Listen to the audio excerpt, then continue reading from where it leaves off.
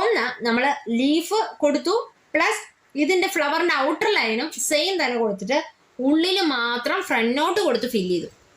അതും നമ്മുടെ ആദ്യത്തെ ഈ ഒരു കാണുന്നില്ലേ, ഇതും തമ്മിൽ വ്യത്യാസം എന്താണെന്ന് വെച്ച് കഴിഞ്ഞാൽ ഇതിന്റെ ഔട്ടർ ലൈനും മെഷീൻ എംബ്രോയിഡറി വെച്ചിട്ടാണ് ചെയ്തത്. അതുകൊണ്ട് തന്നെ കോസ്റ്റ് ഇതിനേക്കാൾ കുറവാകും വീണ്ടും.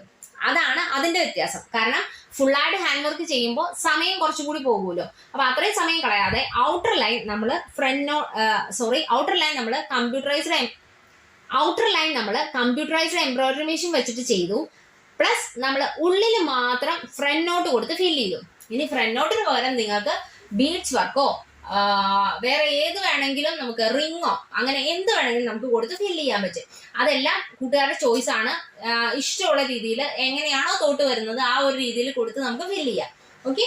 ഇനി അടുത്തത് വരുന്നത് നമ്മൾ വീണ്ടും ലീഫ് കൊടുത്തു,